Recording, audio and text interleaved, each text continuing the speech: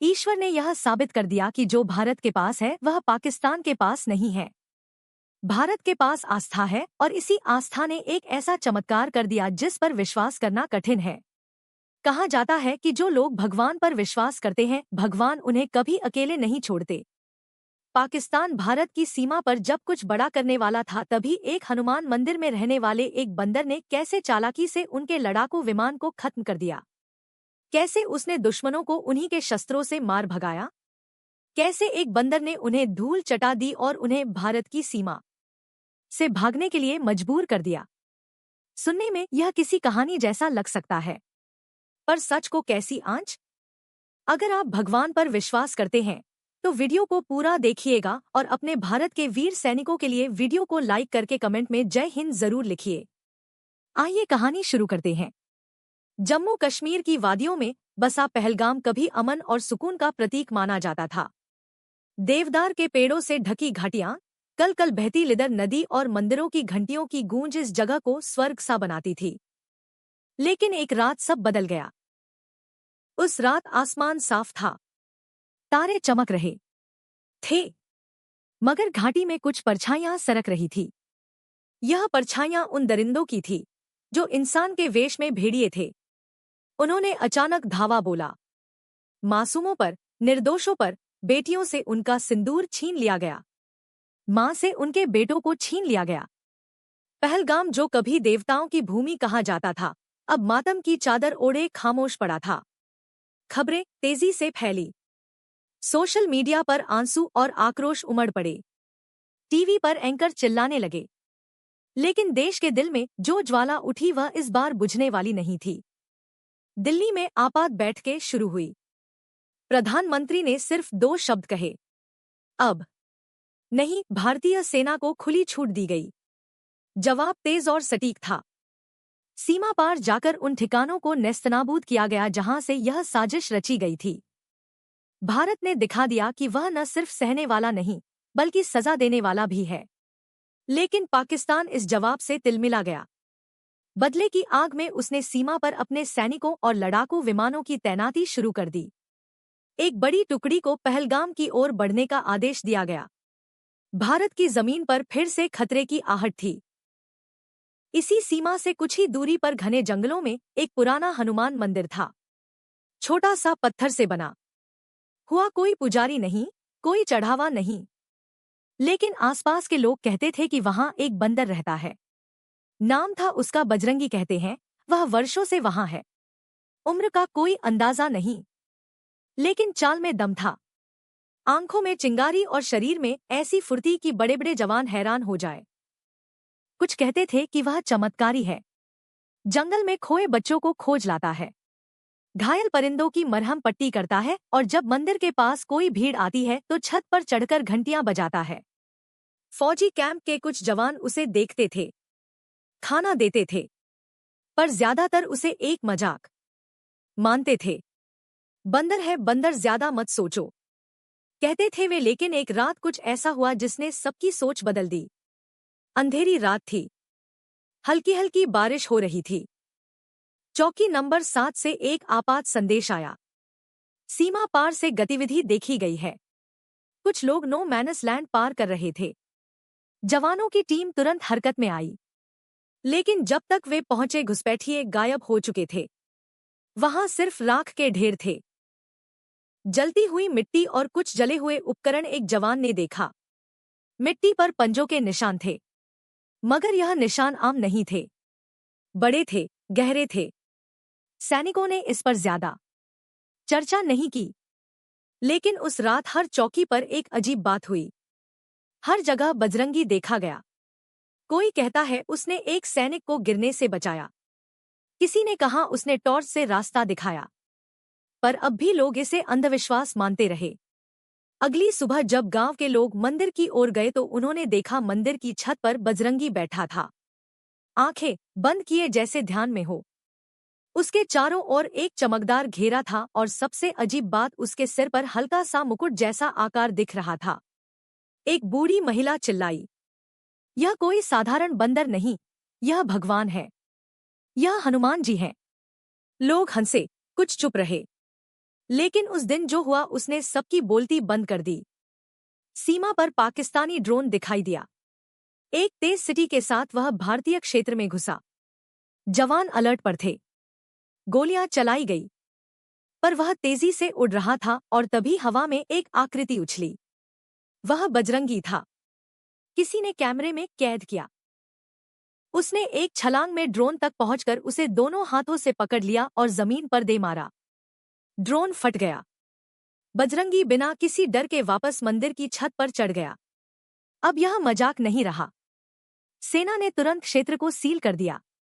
मंदिर पर सुरक्षा बढ़ा दी गई। बजरंगी की हर हरकत पर नजर रखी जाने लगी। लेकिन सवाल एक ही था, वह बंदर कौन है?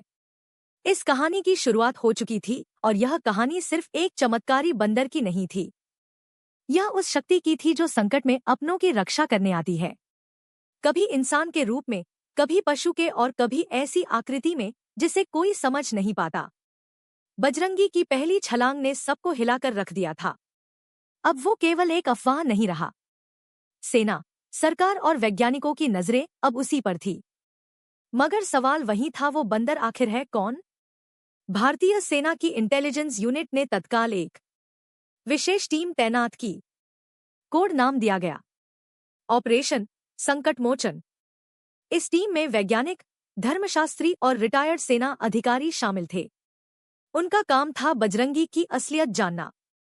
सबसे पहले मंदिर के आसपास लगे कैमरों की रिकॉर्डिंग खंगाली गई। दिन देखा गया कि बजरंगी कहाँ आता जाता है, क्या खाता है, कैसे चलता है। एक बात सबको हैरान कर गई, वो कभी भी कुछ खाता हुआ नहीं दिखा। ना फल, ना रोटी, ना पानी, वो बस आता, बैठता और फिर गायब हो जाता। इसके साथ साथ कुछ स्थानीय बुजुर्गों को भी बुलाया गया। एक साधु बाबा ने कहा, यह वही है जो राम के साथ लंका गया था। जब सबको लगा वह केवल कथा है, तब भी वह कहीं ना कहीं जिंदा था। यह उसकी छाया है, उसकी सेवा का फल। वहां मौजूद लोग बाबा की इस बात पर जोर जोर से हंसने लगे। लोगों ने कहा, यह तो पागलों जैसी बात है बाबा। टीम ने भी इसे धार्मिक भावना कहकर नजरअंदाज किया। लेकिन जल्द ही कुछ और सबूत सामने आए। मंदिर के अंदर एक पुरानी दीवार थी जिस पर एक मूर्ति बनी थी हनुमान जी की।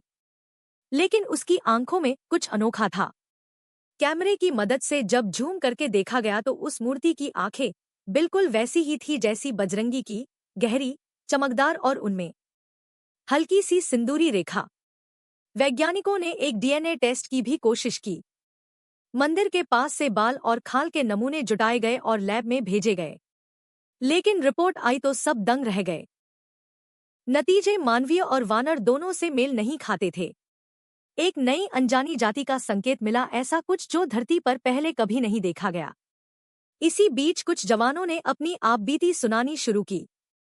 एक ने कहा, मेरी जान बची थी जब मेरी बंदूक जाम हो गई थी। सामने दुश्मन था और तभी एक तेज झोंका आया। वह बंदर था। उसने दुश्मन को धकेल दिया और मुझे निकलने का रास्ता मिल गया। एक और जवान ने कहा, मेरी माँ ने हमेशा कहा था कि हनुमान जी हर संकट में साथ होते हैं। अब मैं मानता हूँ, मैंने उस बंदर की आंखों में डर नहीं करुणा देखी थी। अब यह सब महज संयोग नहीं लग रहा था। एक धार्मिक पत्रकार अर्चना शर्मा ने खुद जाकर मंदिर का दौरा किया और लाइव रिपोर्टिंग की। उन्होंने कहा, जब मैं मंदिर के पास पहुंची तो मेरे कैमरे ने काम करना बंद कर दिया। लेकिन मेरी आंखों ने जो देखा उसे मैं शब्दों में नहीं बयां कर सकती। वहां कोई शक्ति थी जो सिर्फ शरीर से नहीं, आत्मा से भी महसूस होती है। इस सब के बीच पाकिस्तान की गतिविधियां और तेज हो चुकी थी। लड़ाकू विमानों की संख्या 3 गुनी कर दी गई थी। रडार पर साफ दिख रहा था कि एक बड़ा हमला हो सकता है, लेकिन अब भारतीय सेना का आत्मविश्वास पहले से कहीं ज्यादा था। बजरंगी अब एक रहस्य से अधिक एक रणनीति बन चुका था। सेना ने मंदिर के आसपास के क्षेत्र को नो ड्रोन जोन घोषित कर दिया। हर चौकी को अलर्ट कर दिया गया कि अगर कोई हलचल हो तो बजरंगी के संकेतों पर ध्यान दिया जाए, और संकेत मिलने लगे। हर बार जब कोई खतरा पास आता, बजरंगी मंदिर की घंटी 3 बार बजाता। जवान समझ जाते कुछ गड़बड़ है। एक बार उसने मंदिर की छत से एक खास दिशा में दौड़ लगाई और जब उस दिशा में सैनिक पहुंचे तो उन्हें सीमा के पास बारूदी सुरंगें मिली, जिन्हें समय रहते निष्क्रिय कर दिया गया। अब लोगों ने मंदिर में पूजा शुरू कर दी थी। हर रोज वहां एकत्रित होकर लोग प्रार्थना करते, घी का दीप जलाते और कहते जय बजरंगी। लेकिन इस सब के बीच एक बात जो किसी ने नहीं देखी थी, बजरंगी के शरीर पर एक निशान उभर रहा था, एक त्रिशूल का निशान। क्या वह कोई संकेत था? क्या वह कोई भविष्यवाणी की निशानी थी या फिर कोई शक्तिशाली चेतावनी? 7 मई की रात थी, आसमान बादलों से ढका हुआ था, सीमा पर असामान्य सन्नाटा था, जैसे किसी तूफान से पहले की खामोशी। भारतीय सेना पूरी तरह सतर्क थी। रडार पर संकेत साफ थे। पाकिस्तान की ओर से 10 लड़ाकू विमान भारतीय क्षेत्र की ओर बढ़ रहे थे। सेना के उच्च अधिकारी पहले ही चेतावनी जारी कर चुके थे। हर सैनिक अपने मोर्चे पर तैयार था, लेकिन सबकी निगाहें अब एक और चीज पर थी। बजरंगी वह कहाँ है? रात 2:14 मंदिर की घंटी अचानक 3 बार बजी, तेज गूंजती हुई, जैसे किसी ने उसे पूरे जोर से खींचा हो। सेना ने तुरंत संदेश प्रसारित किया, code red Bajrangi, signal confirmed. इसके ठीक 10 मिनट बाद लिदर नदी के पार एक जोरदार धमाका हुआ। एक विमान भारतीय क्षेत्र में घुस चुका था और मिसाइल दाग चुका था, लेकिन मिसाइल जमीन से टकराने से पहले ही आसमान में फट गई। कैमरा फीड में एक आकृति दिखी, बजरंगी वो हवा में था, उसकी पूंछ बिजली की तरह चमक रही थी। बाकी विमान अब तेजी से भारतीय क्षेत्र में घुसपैठ कर रहे थे। सेना ने जवाबी फायरिंग शुरू की, लेकिन संख्या बल दुश्मन के पक्ष में था। तभी बजरंगी ने जमीन से छलांग लगाई और हवा में एक एक कर 4 विमानों को निशाना बनाया। किसी के पंख तोड़े, किसी के इंजन को फाड़ा। आसमान में आग के गोले बनते जा रहे थे। पहलगाम की घाटी रोशनी से जगमगा उठी थी, लेकिन वह रोशनी डर की नहीं, रक्षा की थी। बजरंगी ने एक विमान को पकड़कर पहाड़ से दे मारा। धमाका इतना जबरदस्त था कि आसपास की जमीन हिल गई, पर बजरंगी को कुछ नहीं हुआ। इधर जमीन पर पाकिस्तानी सैनिक घुसने की कोशिश कर रहे थे। 2 बंकर पहले ही टारगेट पर आ चुके थे, लेकिन जैसे ही वह बंकर की ओर बढ़े, बजरंगी ने जमीन पर एक प्रहार किया। एक भूकंप जैसा झटका महसूस हुआ और जमीन फट गई। दुश्मन के सैनिक वहीं फंस गए। सेना के जवानों ने तुरंत उन पर काबू पाया। उस रात 10 विमान गिराए गए, 4 टैंक नष्ट हुए और 37 दुश्मन सैनिकों को खत्म किया गया। भारत की ओर से किसी को कोई नुकसान नहीं पहुंचा। अगली सुबह बजरंगी मंदिर की छत पर वापस आया। उसका शरीर धुएं से काला हो गया था, लेकिन उसकी आंखें और तेज चमक रही थी। उसने मंदिर की मूर्ति के सामने सिर झुकाया, फिर गायब हो गया। सेना ने उस दिन को नाम दिया बजरंगी रात्रि। भारत सरकार ने आधिकारिक बयान जारी किया, हमारे जवानों की बहादुरी और एक अदृश्य रक्षक की वजह से भारत सुरक्षित है। पर अभी तो कुछ ऐसा होना था जिसकी कल्पना किसी ने नहीं की थी। अब यह तो स्पष्ट था कि बजरंगी कोई साधारण प्राणी नहीं, कोई रहस्यमय शक्ति था।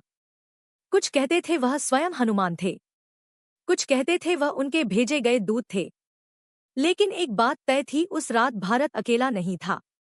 बजरंगी रात्रि के बाद पूरी भारतीय सेना में एक अलग ही ऊर्जा थी। जवानों की आंखों में जोश था और दिलों में विश्वास। अब वे अकेले नहीं थे, बजरंगी उनके साथ था। दिल्ली में रक्षा मंत्रालय ने तुरंत उच्च स्तरीय बैठक बुलाई। सेना अध्यक्ष, राष्ट्रीय सुरक्षा सलाहकार और प्रधानमंत्री खुद मौजूद थे। विषय एक ही था, बजरंगी। सवाल था, क्या उसे रणनीति का हिस्सा बनाया जा सकता है? आर्मी इंटेलिजेंस के एक वरिष्ठ अधिकारी ने एक नया प्रस्ताव रखा, ऑपरेशन आस्था। इसका उद्देश्य था बजरंगी के साथ मिलकर सीमा की रक्षा करना, लेकिन बिना उसकी स्वतंत्रता को बाधित किए। इसके लिए मंदिर क्षेत्र के आसपास एक विशेष निगरानी जोन स्थापित किया गया। वहां हाई रेजोल्यूशन कैमरे, थर्मल स्कैनर और साइलेंट रडार लगाए गए। पर एक अजीब बात हुई। यह सभी डिवाइस जब बजरंगी पास आता तो अपने आप बंद हो जाते। किसी को समझ नहीं आया यह कैसे हो रहा था। एक वैज्ञानिक ने चुपचाप कहा, शायद यह विज्ञान से परे की चीज है। इस बीच बजरंगी के व्यवहार में बदलाव आने लगा। वह अब सिर्फ मंदिर तक सीमित नहीं था। वह सेना की गश्ती टुकड़ियों के साथ चलने लगा, बर्फीले रास्तों पर जवानों का मार्गदर्शन करने लगा और कई बार जंगलों में खोए सैनिकों को ढूंढकर कैंप तक पहुंचाने लगा। कई जवानों ने देखा कि बजरंगी जब किसी चौकी पर आता तो कुछ सेकंड के लिए पूरा वातावरण शांत हो जाता। हवा रुक जाती, पक्षी चुप हो जाते और सैनिकों के मन में अजीब सी शांति भर जाती। यह सामान्य नहीं था। दूसरी ओर पाकिस्तान की खुफिया एजेंसी को भी इस बंदर के बारे में जानकारी मिल चुकी थी। उन्होंने इसे रेड प्राइम नाम दिया और इसकी ताकत का आकलन शुरू कर दिया। पाकिस्तान ने अपने 2 प्रमुख रणनीतिक विशेषज्ञों को भारत सीमा के नजदीक भेजा, यह जानने के लिए कि बजरंगी क्या है और कैसे उससे निपटा जाए। इधर भारत ने एक खास टीम बनाई, टीम संकटमोचन। इसमें 12 जवान चुने गए जो फिजिकल और मानसिक रूप से बेहद मजबूत थे। इनका कार्य था बजरंगी के साथ एक सामंजस्य बनाना, उसके इशारों को समझना और उसके मुताबिक कार्यवाही करना। टीम के लीडर मेजर आदित्य राणा ने सबसे पहले जो बात नोट की वह थी बजरंगी की टाइमिंग। जब भी कोई खतरा आता बजरंगी ठीक 5 से 7 मिनट पहले किसी ऊंचाई पर जाकर बैठता। वहां से वह एक खास दिशा में देखता रहता और फिर अचानक हरकत करता। राणा ने अपनी टीम से कहा, वह सिर्फ देख नहीं रहा, वह आने वाले खतरे को पहले से महसूस कर लेता है। यह एक बड़ी खोज थी। अब सेना ने अपनी सिग्नल प्रणाली को बजरंगी की गतिविधियों से जोड़ दिया। जहां वहां जाता वहां पहले से स्कैनिंग शुरू कर दी जाती।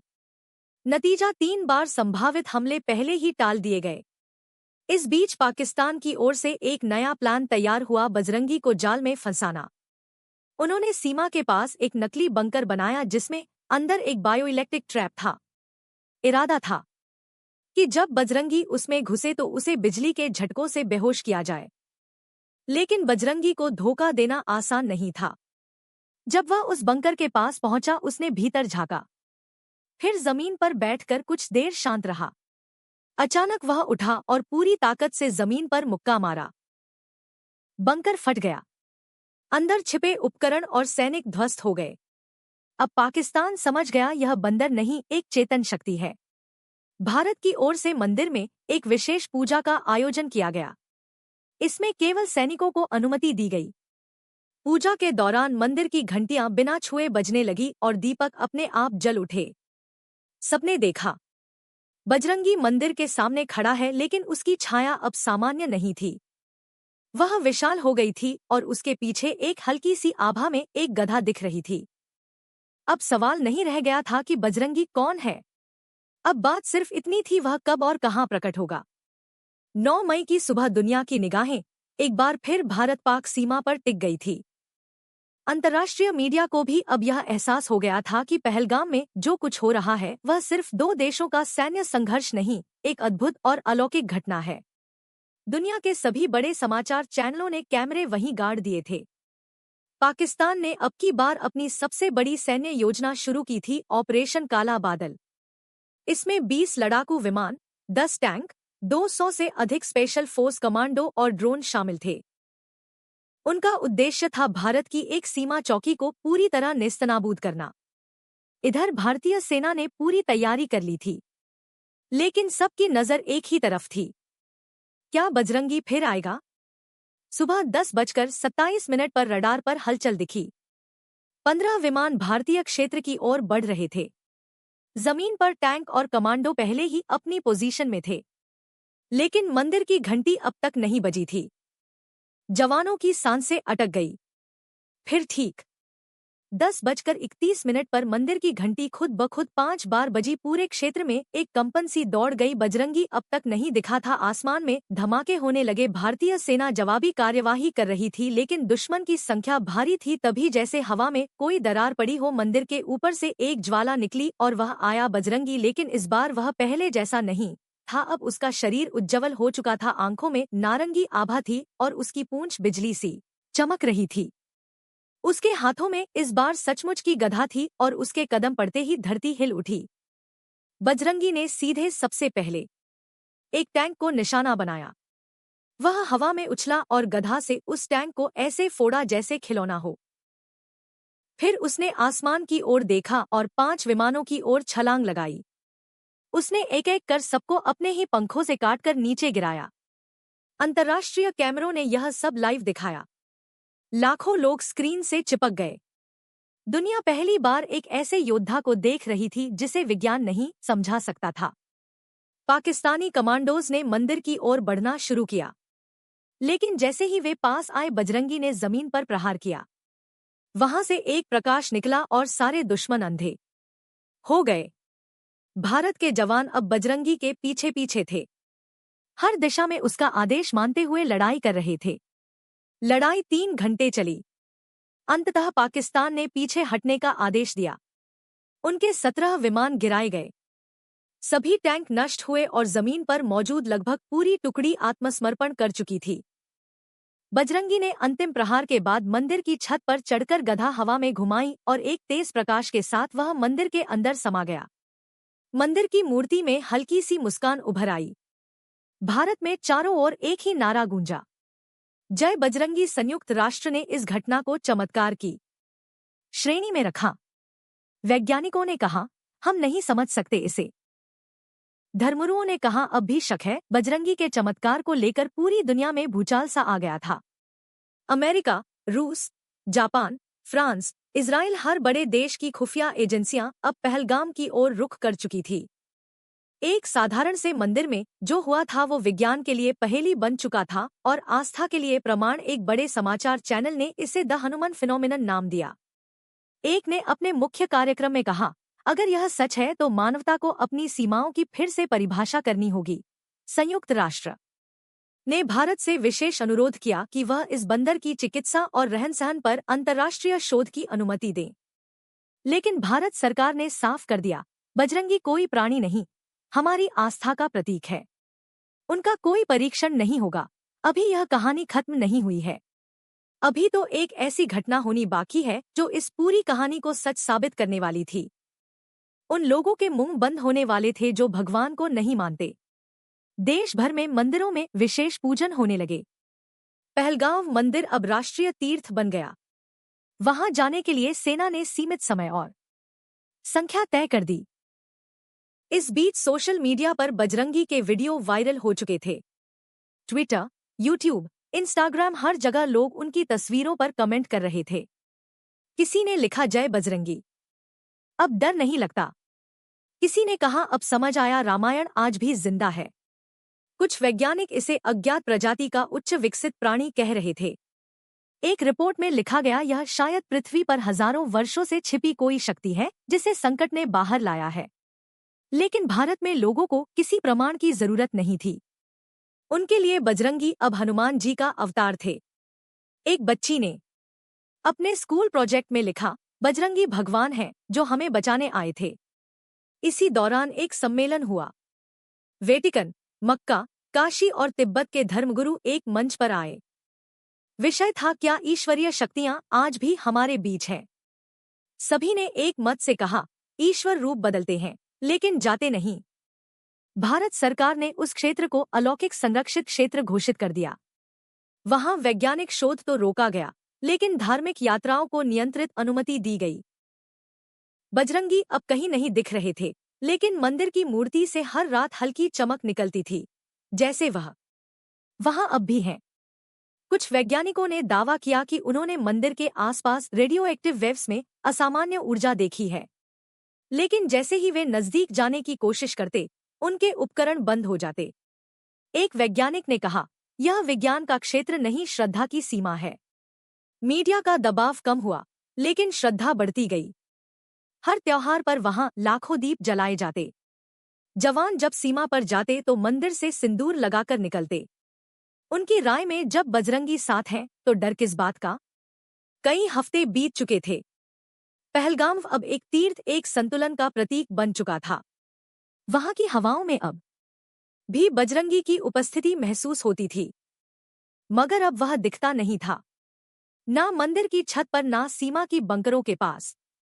लेकिन उसकी अनुपस्थिति में भी उसकी मौजूदगी हर जगह थी।